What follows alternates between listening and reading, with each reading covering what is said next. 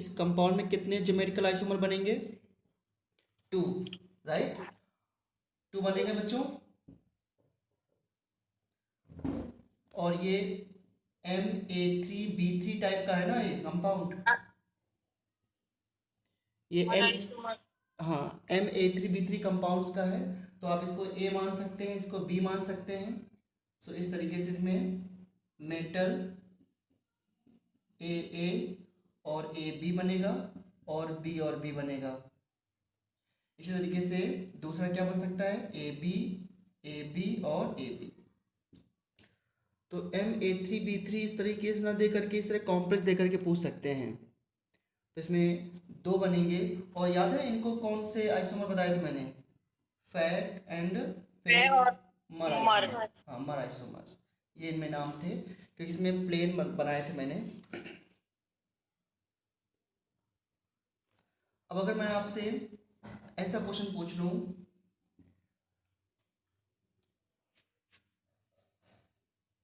Metal Cn का whole twice और SCn का whole twice, how many geometrical isomer possible? इसमें कितने ज्योमेट्रिकल आइसोमर पॉसिबल हैं? तो इस क्वेश्चन का आंसर कैसे करोगे? सो यू कैन सी कि ये कॉम्प्लेक्स जो है बच्चों वो Ma2B2 टाइप का है, Ma2B2।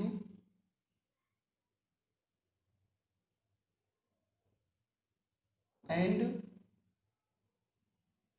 Ma2B2 में कितने बनते थे? 2, ए के साथ में ए रख करके बी के साथ में बी और दूसरा ए बी और ए बी। तो क्या इसका आंसर 2 होना चाहिए या मोर देन 2 होना चाहिए? How many geometrical isomer possible to this compounds?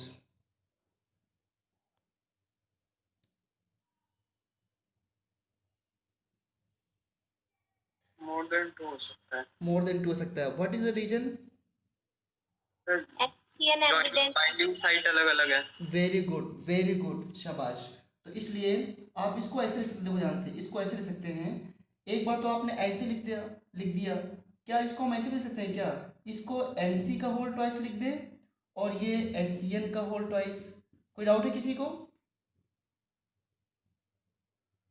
क्या इसके भी 2 बनेंगे बच्चों? यस या नो? यस। और क्या मैं इसको ऐसे लिख दूं बच्चों? MNC का होल ट्वाइस और इसको NCS का होल ट्वाइस। अभी भी इसके 2 बनेंगे? यस या नो? यस।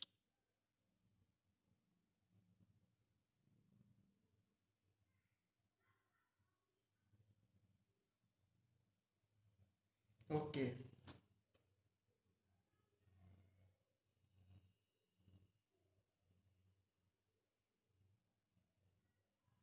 और कोई ऑप्शन है इसमें? CN का होल ट्वाइस और NCS का होल ट्वाइस। ओके।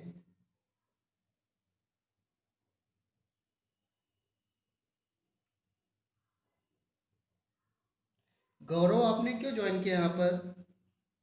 गौरव,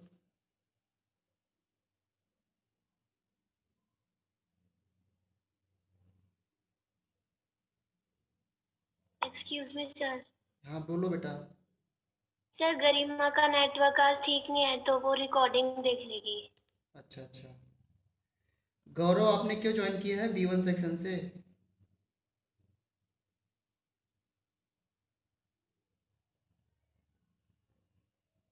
लेफ्ट हो गया ना? ओके। यस।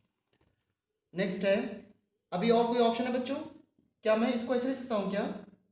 इसको CN रहने दूँ, CN रहने दूँ ऐसे, और यहाँ पे क्या लिख दूँ? NCS। इसके भी कितने बन जाएंगे? 2। कितने हो गए अभी तक? 8। 8. और पॉसिबल है अभी?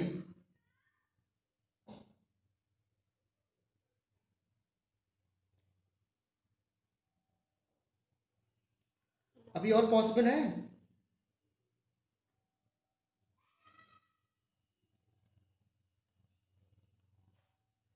No sir. No, sir.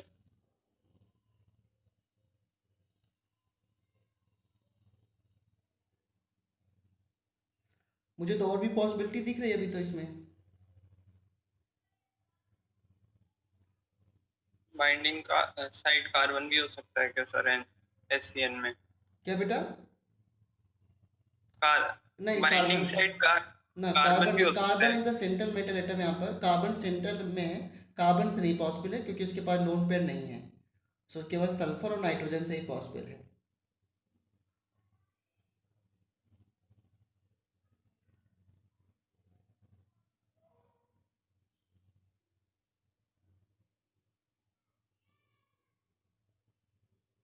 मुझे पॉसिबिलिटीज ऐसे दिख रही है कि मैं अगर इसको ऐसे लिख दूं,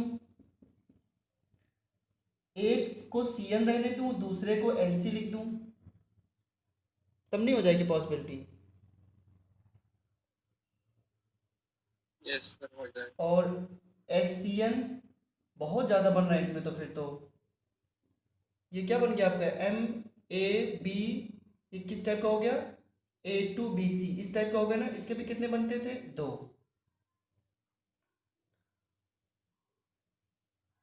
और इसके बाद मेटल सी एन और एन सी, और इसको मैं लिख सकता हूँ एन सी एस, और ये क्या बन जाएगा? S C N.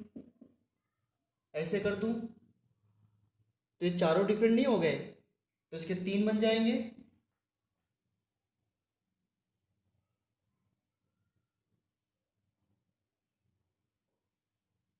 Unlimited answer आ रहे थे उसके। और अभी भी पॉसिबिलिटीज है। वो क्या है कि एम, CN2 और SCN हाँ सी एन टू और एस सी एन और S C N, sorry N C S, इसके अभी भी कितने बनेंगे? दो। अभी और भी पॉसिबिलिटीज ले सकते हैं।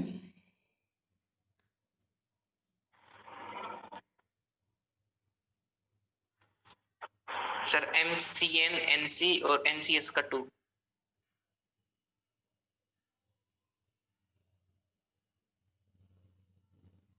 एक सेकेंड, अभी कितने हो गए? हमने काउंट भी नहीं किए बेटा। ये तो मैंने क्वेश्चन अभी बस कहीं से बुक्स में देखा नहीं है, मैंने यूं ही ले लिया। 15।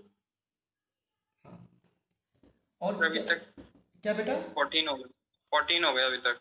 14 हो गए? मैंने इसको इरेज कर दिया। आप आपके ऊपर है कि आपने काउंट किया कि नहीं किया, आई डोंट नो। मैं तो एक क्वेश्चन ले रहा हूँ कि आपको अगर कभी ऐसा क्वेश्चन आए तो पॉसिबिलिटी कैसे देखनी है। अगर मान लो कभी एडवांस में क्वेश्चन आ जाए तो आंसर तो 0 से 9 के बीच में होगा, बट स्टिल ऐसा क्वेश्चन कभी आया नहीं। बट मैं देख रहा हूँ कि ऐसे ऐसे कर सकते हैं, इसमें कुछ गलत नहीं है। कोई लिमिटेशन नहीं दे रही कि किसी को फिक्स करना है, कुछ कर रखा है। तो ये तो मैं एक सीखने के लिए पॉसिबिलिटी सारी ले रहा हूँ कि क्या क्या कर सकते हैं। जो क्वेश्चन आए हैं अभी उनको हम करेंगे कैसे आए हैं क्वेश्चंस। अभी किसी बच्चे ने एक पॉसिबिलिटी और बताई थी, बता सकता हूँ क्या था पॉसिबिलिटी? MCN NC NCS का 2. एन सी और एन सी NCS एस। का 2. हाँ, इसका होल टॉइस कर दिया, इसको दो तरीके लिख दिया। सर एक और है MNC2 N C two, N C S two. SCN, नहीं सर NC2। अच्छा एक सेकेंड, हाँ समझ गया मैं। एन सी टू और SCN और NCS। एन सी एस और SCN। S C N. ये भी हुआ नहीं रिपीट? No sir. नहीं हुआ है। इसके भी, इसके 2 हो गए, इसके भी 2 हो गए।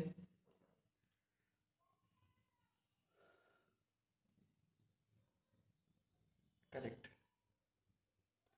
और कोई पॉसिबिलिटी हो तो प्लीज़ मुझे बता देना, क्योंकि ऐसा क्वेश्चन कभी भी कहीं भी नहीं आया है।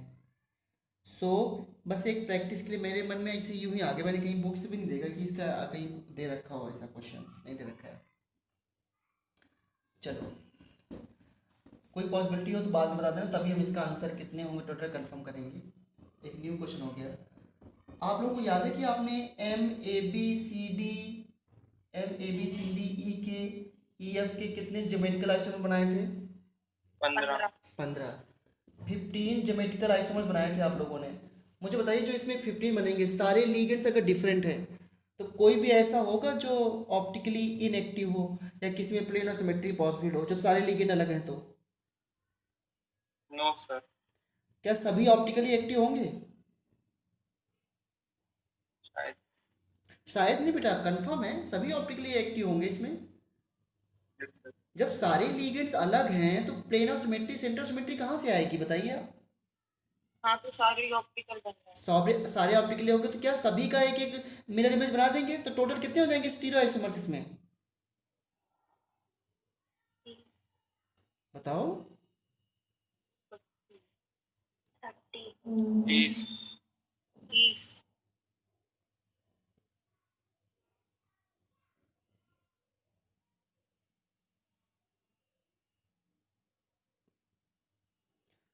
Total stereo isomer will be 30।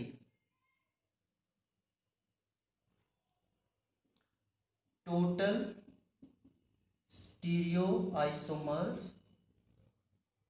Equal to 30 और ऑल आर ऑप्टिकली एक्टिव। क्या है? सभी ज्योमेट्रिकल आइसोमर जो है इसमें वो ऑप्टिकली एक्टिव होंगे।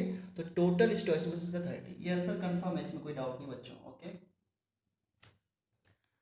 देखो जो क्वेश्चन पूछे गए हैं मैं उनको बार बार पूछ रहा हूँ आपसे। जैसे अभी एक क्वेश्चन मैंने ये पूछा था आपसे कि ये क्वेश्चन आया था कि कोबाल्ट En का होल ट्वाइस और यहाँ पर Cl2 है तो इसके टोटल कितने स्टीरियो आइसोमर बनेंगे? आप लोगों ने इसका आंसर 3 दिया था लास्ट क्लास में, याद है? और जब COEn का होल ट्वाइस ClBr बनाया था तब कितना दिया था आंसर आपने? 3। और अगर बच्चों को याद हो तो इसमें 2 ज्योमेट्रिकल थे और एक ज्योमेट्रिकल ऑप्टिकली एक्टिव था तो उसका हमने मिरर इमेज बना दिया था। सेम आंसर इसके थे। ये लास्ट क्लास में हम लोगों ने किया था, अब मैं बार बार इसको बनाने नहीं जा रहा हूँ, राइट? और एक और याद है, बस ऑप्टिकल में और ज़्यादा कुछ नहीं करना है। एक आपको याद है कि इस कंपाउंड में मैंने कहा था कि इसका ज्योमेट्रिकल आइसोमर्स नहीं होगा बट इसका ऑप्टिकल आइसोमर्स जो है वो ऑप्टिकल आइसोमर्स इसका पॉसिबल है, इसलिए इसमें डेक्स्ट्रो लीवो होते हैं तो इसके टोटल 2 ऑप्टिकल बनते हैं। इसी तरीके से अगर मैं आपसे कहूँ COOX का होल थ्राइस, OX मतलब यहाँ पे क्या है? ऑक्सलेट है। इसमें ज्योमेट्रिकल पॉसिबल है? नो। और इसमें ऑप्टिकल पॉसिबल है? ऑप्टिकल आइसोमरिज्म पॉसिबल है? यस। कितने बनेंगे ऑप्टिकली एक्टिव? 2। प्लीज ये सब बहुत इंपॉर्टेंट क्वेश्चन है। अगर आप क्वेश्चन कंपाउंड के क्वेश्चन कीजिए आपको पता चल जाएगा कि कितने इंपॉर्टेंट क्वेश्चन है और कितने बार सब आ चुके हैं। चलो अब मैं इसकी स्ट्रक्चरल वाले पार्ट को डिस्कस करता हूँ, स्ट्रक्चरल आइसोमेरिज्म के बारे में। वो बहुत सिंपल है।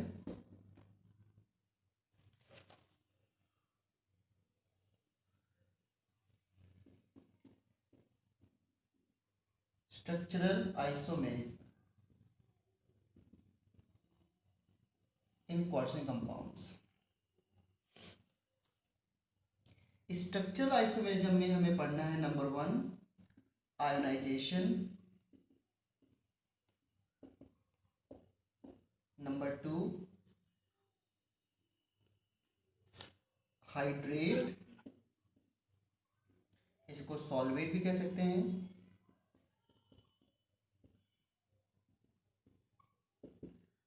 3 हमें पढ़ना है लिंकेज आइसोमेरिज्म। 4th पढ़ना है हमको कोऑर्डिनेशन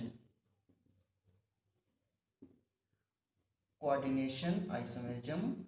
5th एनसीईआरटी मेंशन नहीं है, जिसका नाम है लीगेंड आइसोमेरिज्म।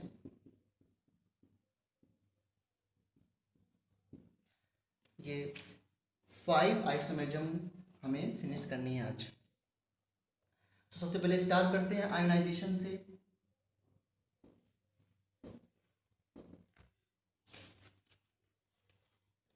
एग्जाम्पल से चीज़ों को समझते हैं, डेफिनेशन आप खुद इसका बना सकते हो। जैसे एग्जाम्पल मैंने लिया आयनाइजेशन को, पहले एग्जाम्पल समझते हैं। प्लेटिनम NH3 का होल 4 Cl2 Br2, और दूसरा है प्लेटिनम NH3 का होल 4 Br2 Cl2। अगर बच्चों मैं इनके IUPAC नेम पूछूं तो क्या आएगा? क्या इसका IUPAC नेम ये होगा? टेट्राअमाइन डाइक्लोराइडो प्लेटिनम ब्रोमाइड। ब्रोमाइडो क्यों? बाहर है तो ब्रोमाइड होगा ना। ब्रोमाइड। हाँ, प्लेटिनम से प्लेटिनम की, अच्छा यहाँ पर प्लेटिनम की ऑक्सीडेशन स्टेट क्या आएगी? 4 आएगी ना। x 0 -2 -2 = 0, x = 4। तो टेट्रामाइन डाइक्लोराइडो प्लेटिनम 4th ब्रोमाइड। ठीक है बच्चों।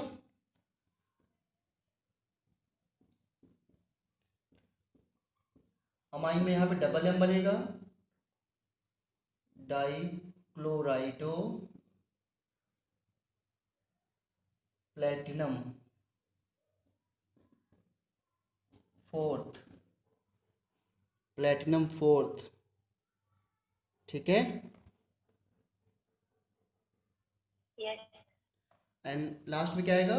स्पेस देने के बाद क्या लिखोगे? ब्रोमाइड। प्लीज डाई ब्रोमाइड ना लिखें। और इसका नाम क्या हो जाएगा? टेट्रामाइन डाइब्रोमाइडो प्लेटिनम 4th क्लोराइड। अब मुझे बताइए बेटा कि अगर इन दोनों कॉम्प्लेक्स को मैं एक्वस में डिसॉल्व करूं, IUPAC नेम तो सबको क्लियर ही है। अगर मैं इनको एक्वस में डिसॉल्व करूं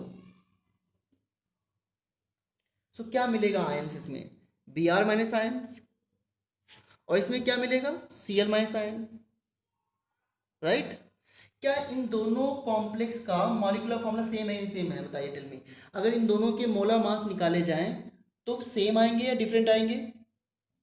सेम। हाँ, same. Both have same molar mass and molecular formula 2। But अगर मैं इसकी रिएक्शन कराऊं एक्वस AgNO3 से, आयंस डिफरेंट आएंगे। तो इसमें आपको मिलेगा AgBr PPT। बताइए AgBr कैसा PPT होता है? येलो होता है। येलो। और अगर मैं इसकी रिएक्शन कराऊं एक्वस AgNO3 से तो क्या मिलेगा आपको? AgCl का PPT। ये कैसा होता है बच्चों? वाइट।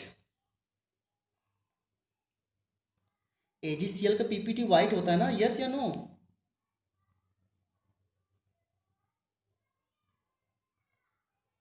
यस ना? Yes sir. ओके। यस। अब बताइए डिफरेंट PPT क्यों मिल रहे हैं? Because we are getting different ions in the aqueous solution, yes sir. और that's why we are getting different PPT and that's why we getting different complex ions too। इसके complex में Cl है, इसके complex में Br है, तो complex की properties भी अलग होगी। that's why they are isomers। अब ये different PPT है due to different ions, that's why they are called ionization isomers।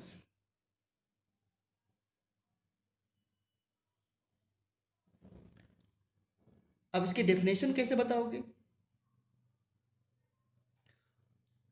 coordination isomers, isomers which have same molecular formula but give different ions and hence different PPT are called ionization isomers। बहुत simple है। compounds which give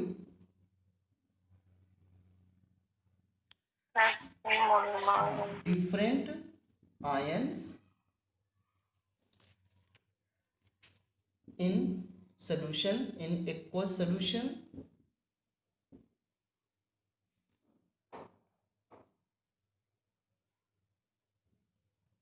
but have same molecular formula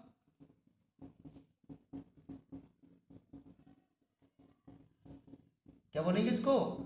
ionization isomers.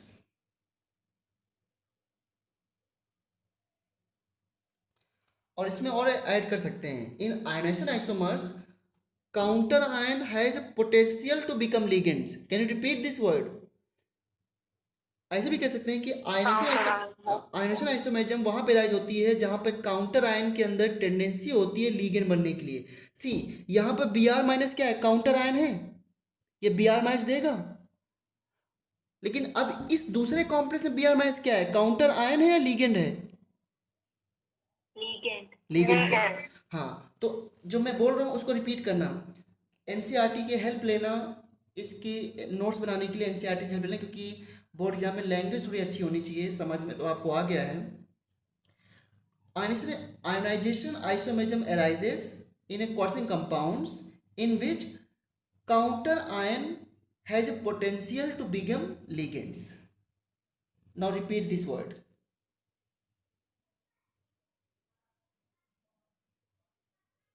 Repeat please.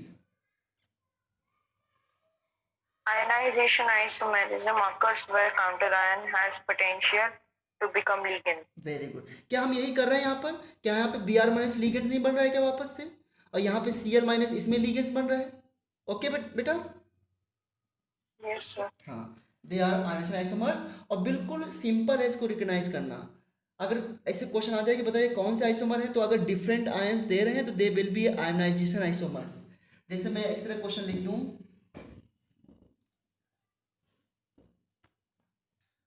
Cobalt NH3 5SO4 Br, cobalt NH3 whole 5 BrSO4। बताइए ये दोनों कौन से isomers हैं? Ionisation. Ionisation, very good, because they are giving different ions in the aqueous solution. और जब इसको board exam में लिखते हो ना, तो इसको दिखा सकते हो बेटा तोड़ कर कैसे कि एक्वस में डिजोल्व किया, तो यू विल गेट CONH3 का whole 5SO4 plus Br minus, और यहाँ पे क्या आ जाएगा? Plus charge. जब इसको आप डिजोल्व करेंगे एक्वस में तो बनेगा CuNH3 का होल 5, यहाँ पर Br है, और इस पे क्या आ जाएगा? 2 plus and SO4 2 minus ion, like this. You can show it.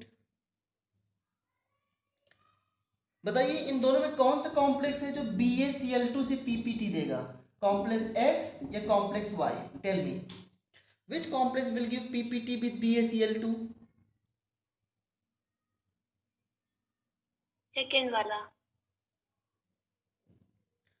हाँ, और लोगों को क्या हो गया? ये तो 4 बन जाएगा वाइट पीपीटी। यस, तो second complex Y will give PPT। किसका PPT मिलेगा? BaSO4। और BaSO4 कैसा PPT होता है बताइए जरा मुझे? White PPT।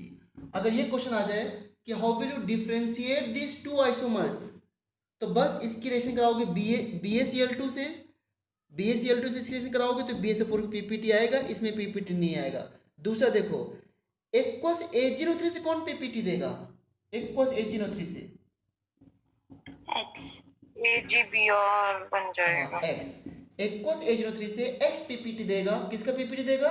AgBr का। इस तरीके से आप डिस्टिंग्विश कर सकते हो कि पहला वाला कॉम्प्लेक्स एक्वस A03 से AgBr का PPT देगा, और दूसरा कॉम्प्लेक्स BaCl2 से BaSO4 का PPT देगा।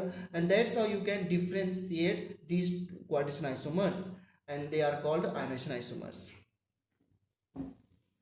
वेट सॉरी बेटा, देख लेना वीडियो में। कोई बात नहीं। तो नेक्स्ट आते हैं हाइड्रेट आइसोमेरिज्म।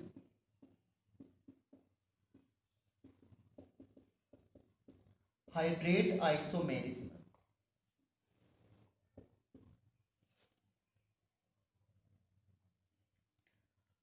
हाइड्रेट आइसोमेरिज्म क्या होती है? पहले एग्जाम्पल से समझते हैं। COCl3.6H2O, ये एक मॉलिक्यूलर फॉर्मूला है बच्चों। अगर मुझे इसका कॉम्प्लेक्स बनाना है तो मैं क्या बना सकता हूँ बताइए मुझे। तो पहले आप बताइए, इसका मुझे कॉम्प्लेक्स बनाना है तो क्या बना सकता हूँ इस कॉम्प्लेक्स में। ये बताइए मुझे कि सेकेंडरी वैलेंसी कितनी इस कॉम्प्लेक्स में 6 आएगी। अगर सेकेंडरी वैलेंसी पॉसिबल है तो 6 ही रखते हैं ना हम लोग। और इसमें प्राइमरी वैलेंसी Yes, कितनी sir. आएगी 3। प्राइमरी वैलेंसी क्या होती है किसी को याद है? Oxidation number. और सेकेंडरी वैलेंसी क्या होती है बच्चों? Coordination number. Coordination number. Now tell me इसका कॉम्प्लेक्स क्या बन सकता है? कॉम्प्लेक्स ए बताइए क्या बन सकता है इसका? CO H2O के H2O6 5 नहीं Cl3 पहले ही बनाओगे ना, हाँ पहले बनेगा ना ये ए कॉम्प्लेक्स। बी क्या बन सकता है? CO H2O 5 Cl Cl और Cl2 और एक H2 बाहर आ गया ना। yes sir और तीसरा क्या बन सकता है इसमें? CO H2O का होल 4 Cl2 और Cl।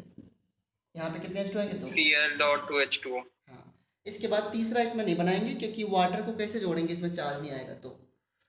ओके, तो ये 3 कॉम्प्लेक्स इसमें पॉसिबल है।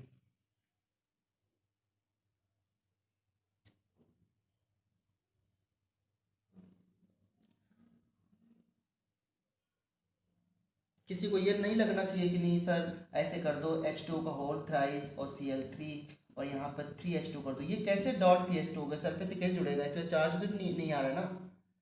तो इसलिए इसको नहीं बनाना है।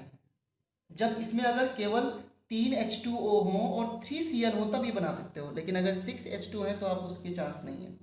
अब मुझे बताइए कि इसके मैंने कितने आइसोमर बना दिए? 3। बताओ इन आइसोमर्स में आपको क्या डिफरेंस दिख रहा है? टेल मी क्या डिफरेंस दिख रहा है इन तीनों आइसोमर्स में आपको? Associated water molecule. हाँ अच्छा,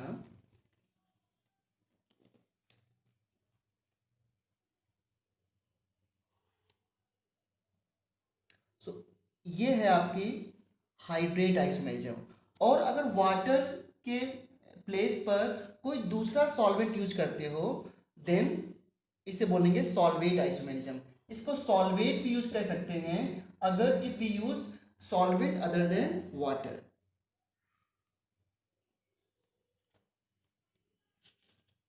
तो हाउ टू डिफाइन इस?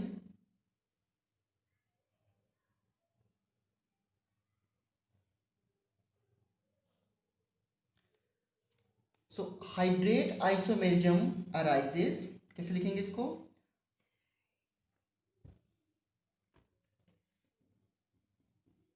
This type of isomerism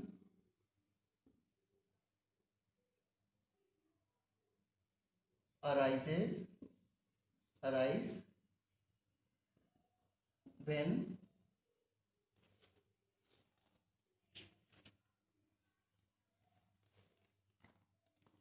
when solvent molecules present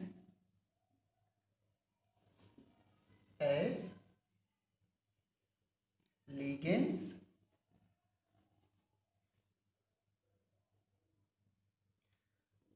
and as free solvent। Tell me, नहीं समझे?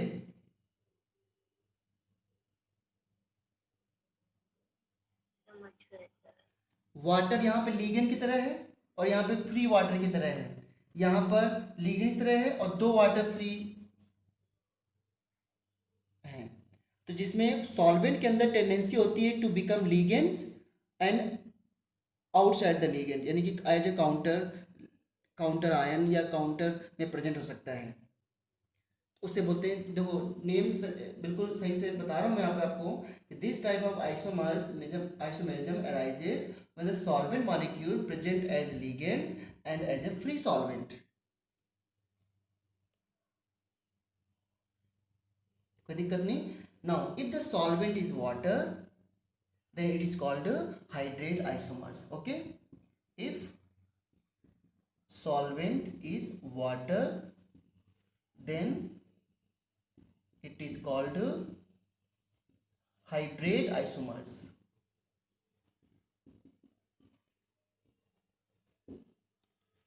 okay, क्वेश्चन आ जाए कि इस मॉलिक्यूल में कितने हाइड्रेट आइसोमर बनेंगे, यू विल से 3। किसी स्टूडेंट के मन में ये तो नहीं आ सकता है कि सर ये जो है ये आयनाइजेशन आइसोमर्स क्यों नहीं है? नंबर ऑफ आयंस अलग हैं बच्चों, बट क्या we are getting different ions? क्या काउंटर आयन में अगर मैं इसकी रिलेशन Ag एक्वस AgNO3 से कराऊं, देखो आयोनाइजेशन आइसोमर्स में डिफरेंट प्रेसिपिटेट बनने चाहिए। क्या इससे प्रेसिपिटेट किससे मिलेगा? क्या इससे अगर मैं इसकी रिलेशन कराऊं एक्वस AgNO3 से, तो क्या क्या हमें AgCl का PPT मिलेगा? यस या नो? Yes sir 3। क्या इसमें भी मुझे AgCl का PPT मिलेगा? Sir. और क्या मुझे इसमें भी AgCl का PPT मिलेगा? बोलो। Yes sir. बट AgCl के PPT मिल रहे हैं, बट उनकी अमाउंट अलग अलग मिल रही है, तो अमाउंट से कुछ नहीं होना है, PPT तो सेम बन रहा है ना। अब इसमें 3 मोल AgCl के PPT मिल जाएंगे, इसमें 2 मोल मिल जाएंगे, इसमें 1 मोल मिल जाए, तो क्या फर्क पड़ता है? कलर तो वही आ रहा है ना PPT का, और सेम PPT आ रहे हैं, तो they are not ionization isomers. Okay,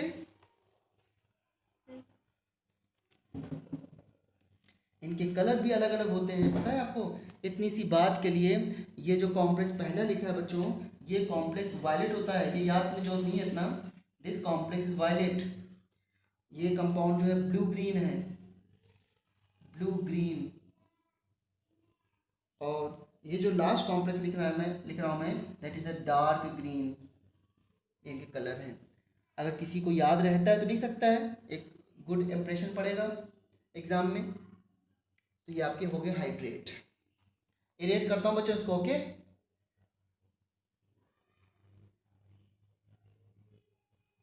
erase कर दूं ना? Yes sir. Yes, sir. Okay. Now third में आते हैं। थर्ड आइसोमेरिज्म है लिंकेज। आई थिंक इसमें किसी को डाउट नहीं होना होगा। Linkage isomerism. लिंकेज आइसोमेरिज्म ऐसे कॉम्प्लेक्स में होती है जहां पर एम्बीडेंट लिगेंड प्रेजेंट होते हैं। देखो लिंकेज का मतलब क्या होता है बच्चों? लिंकेज का मतलब बॉन्डिंग। जैसे मैं क्वेश्चन पूछूं आपसे,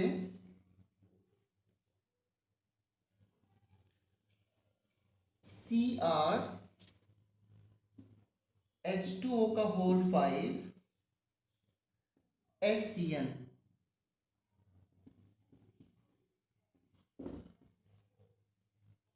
टू प्लस चार्ज। अब ये कंपाउंड क्या शो कर सकता है? इसको मैं दूसरा कैसे ले सकता हूं?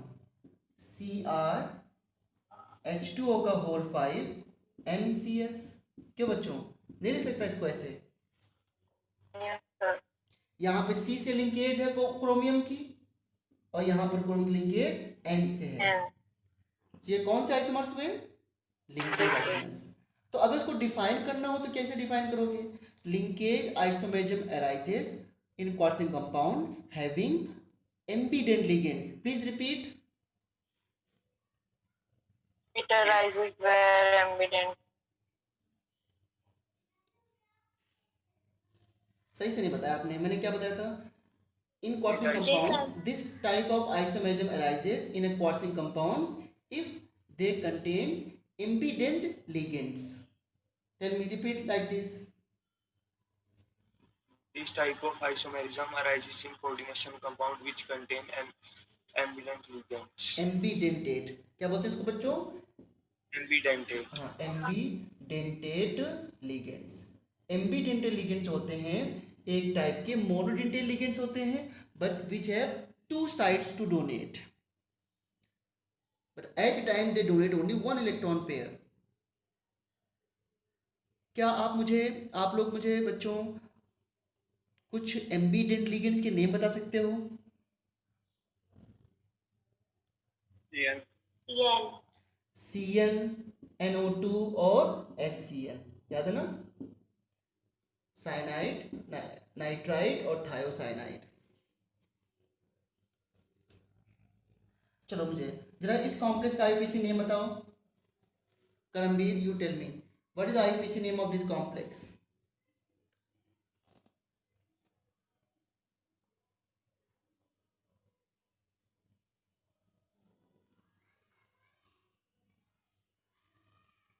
बताइए। पेंटा एक्वा, पेंटा एक्वा, ये क्या लिखोगे? आइसो थायोसाइनेटो, आइसोथायोसाइनेटो क्रोमियम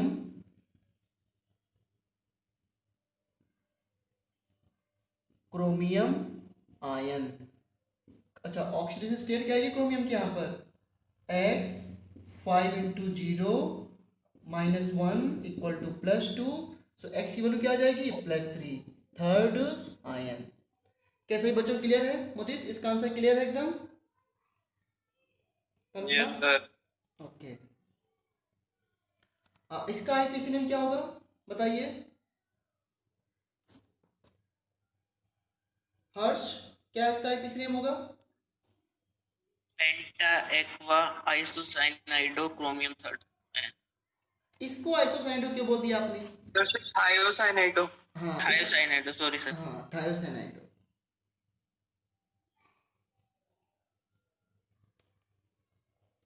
सो आईयूपीएसी के नेम की प्रैक्टिस साथ करते रहो तो ज़्यादा अच्छा रहेगा। इसको मैं रीरेज करता हूँ, एक एग्जाम्पल इसमें भी और देता हूँ। इसकी डेफिनेशन मैं नहीं बता रहा हूँ, लिख रहा हूँ क्योंकि ये आपको याद हो गया है।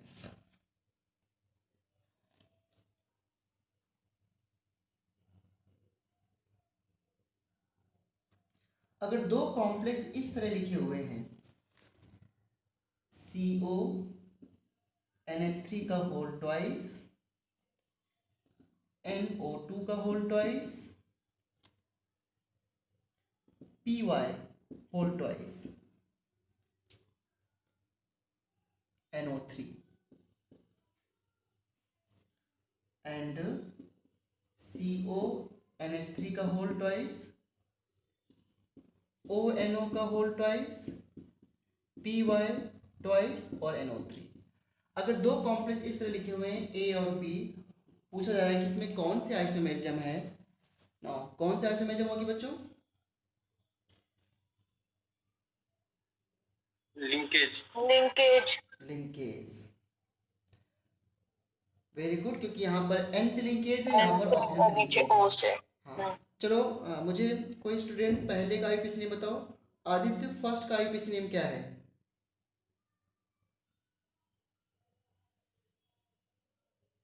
आदित्य। जी सर, फर्स्ट का हाँ जी। अभी बताता हूँ sir. Okay.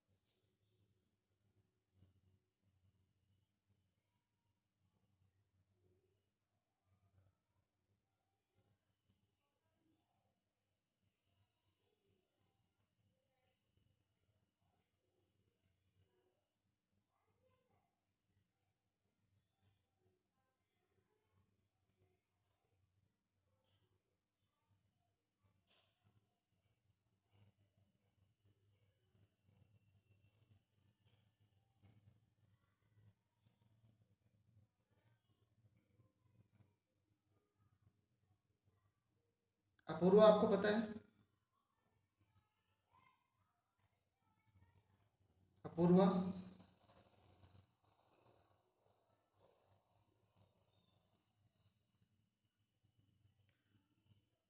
Harshita, you tell.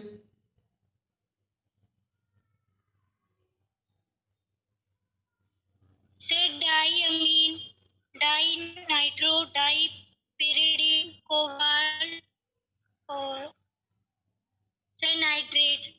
Cobalt की ऑक्सीडेशन स्टेट सर 3। 3। कितनी प्रैक्टिस कराई मैंने आप लोगों को आईपीएससी में। और प्रैक्टिस मेरे कराने से क्या होगा, अगर मैंने 10 से 20 क्वेश्चन करा दिए आपको आईपीएससी के, 20 क्वेश्चन समझाने के लिए कम होते हैं क्या? आप बताओ मुझे। उसके बाद आपके पास बुक्स नहीं है, उसे खुद से प्रैक्टिस नहीं कर सकते आप लोग?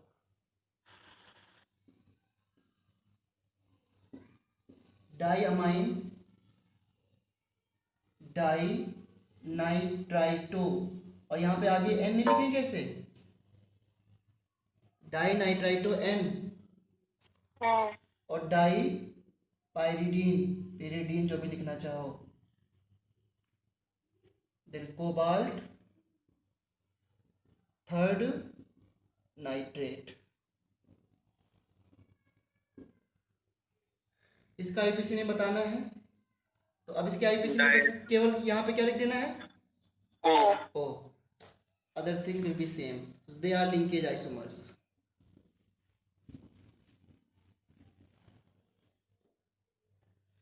ऐसा नहीं है कि ये सब चीज़ें आदित्य को आती नहीं। आदित्य क्लास के बहुत अच्छे स्टूडेंट में से हैं, बट पढ़ नहीं रहे हैं वो, बस प्रॉब्लम यही है और कुछ नहीं।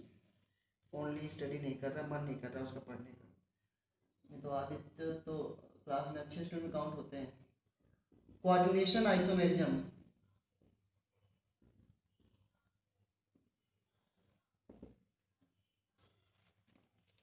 फोर्थ में आते हैं कोऑर्डिनेशन आइसोमर्स। देखो क्या होता है, पहले एग्जांपल देता हूं मैं इसका।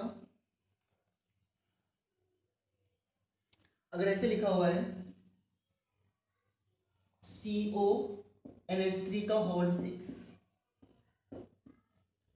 और दो कोऑर्डिनेशन एंटिटी एक साथ हैं CrCN का होल 6। ओके बच्चों, और A लिखा हमने, दूसरा B लिख दिया, CONH3 का होल 6, सॉरी CrNH3 का होल 6, और यहाँ पर है CONH3 का होल 6। इन दोनों कॉम्प्लेक्स के मॉलिक्यूलर फॉर्मूला सेम है नहीं सेम है? नो सर, नहीं सेम है। सर वहाँ पे CN मैंने जगह NH3 लिख दिया।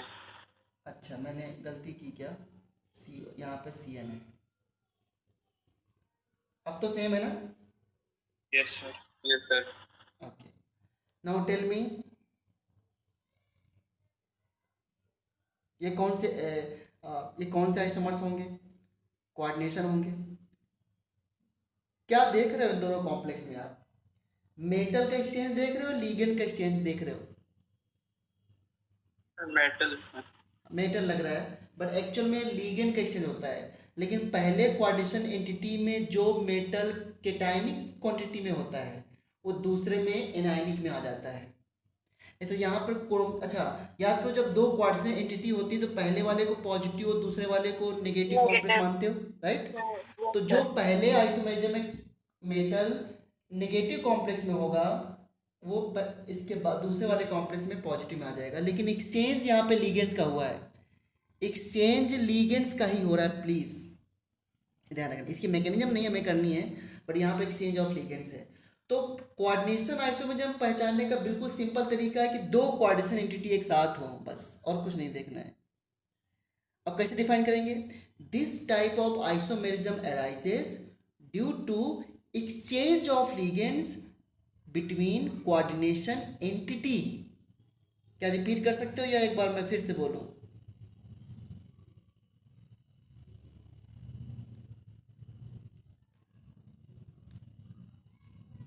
नहीं रिपीट कर पाओगे? This type of isomerism arises due to interchange of cationic coordination. ligands due to interchange of ligands between coordination entity। बिल्कुल सिंपल है, मैं लिख देता हूं। This type of isomerism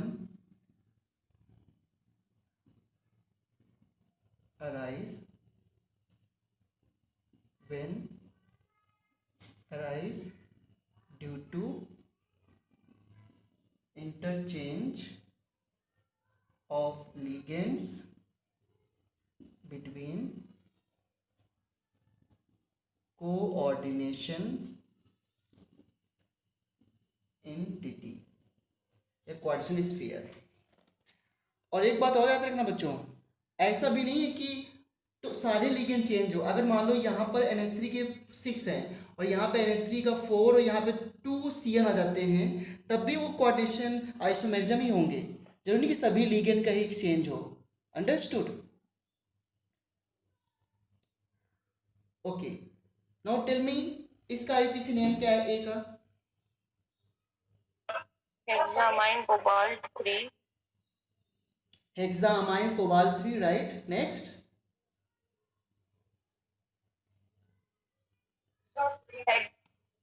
hexacyanide chromate 3, hexacyanidochromate थे, बिल्कुल सही जवाब। Hexamine cobalt third space hexacyanidochromate third.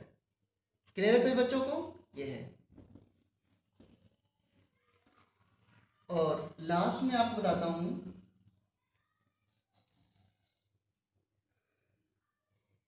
ध्यान देना, मुझे बताइए जरा, यह है benzene 1,2 diamine, this is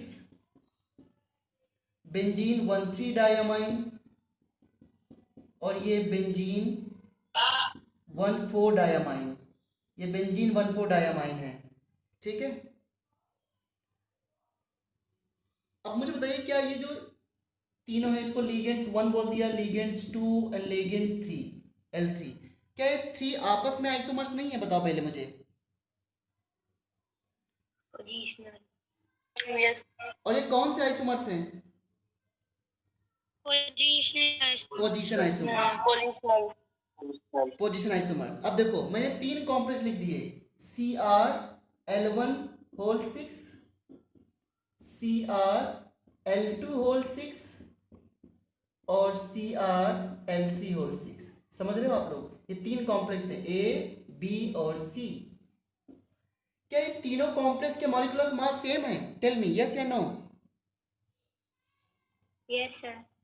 yes sir. जब इन थ्री के मॉलिक्यूलर मास सेम है तो कॉम्प्लेक्स के मॉलिक्यूलर मास भी सेम होंगे, क्योंकि क्रोमियम ही तो है। बताओ बच्चों, यस सर। क्यों मुझे सेम है ना? Yes sir. अब अगर कोऑर्डिनेशन कॉम्प्लेक्स में लीगेंड खुद एक आइसोमर्स हो तो उसे बोलते हैं लीगेंड आइसोमेरिज्म। नेम से क्लियर, देखो लीगेंड आइसोमेरिज्म तो ये एनसीईआरटी मेंशन नहीं, लेकिन आपको नेम सजेस्ट कर रहा है कि जहां पे जिस कॉम्प्लेक्स में the isomerism arises due to ligands isomerism, या ऐसे कॉम्प्लेक्स जिसमें लीगेंड खुद आइसोमर्स होते हैं आपस में, तो उसे बोलते हैं लीगेंड आइसोमेरिज्म। नहीं क्लियर है बच्चों? बताओ, बोलो। ऐसे कॉम्प्लेक्स जिसमें लीगेंड्स खुद एक आइसोमर्स होते हैं उसे बोलते हैं लीगेंड आइसोमेरिज्म। इसकी डेफिनेशन नहीं बता रहा हूँ, आप डेफिनेशन खुद लिख सकते हो बच्चों, और बहुत सिंपल तरीका है इसको आइडेंटिफाई करने का। Here L1 and L2 and L3 are isomers. That's why these complex are called ligand isomerism. Ligand isomers. Because isomerism arises because ligands itself are isomers. ठीक है? तो मैं लास्ट रिपीट कर रहा हूँ, this type of isomerism arises because ligands itself जो है वो आइसोमर्स होते हैं। और इस टॉपिक को फिनिश करता हूँ बाय वन लास्ट क्वेश्चन। जरा मुझे बताना कि ये कौन से आइसोमर हैं? CO NH3 का whole 4 Cl Br NO2 and CO NH3 का होल 4 Cl I और Br। बताइए कौन से आइसोमर्स हैं? क्वेश्चन है which isomers they are. First, a and b आपस में कौन से आइसोमर्स हैं? आयनाइजेशन। आयोनाइजेशन। मुदित आपका भी आंसर आयोनाइजेशन है या लिंकेज? सर लिंकेज तो बिल्कुल नहीं हो सकता। आयोनाइजेशन होंगे ना? Yes sir. हाँ, दे आर नॉट आइसोमर्स। आप लोगों से ठीक कुछ नहीं हो सकता। यहाँ पर आई है, यहाँ पर NO2 है, और पहली बात तो यहाँ पे इसका मॉलिक्यूलर मास सेम है क्या?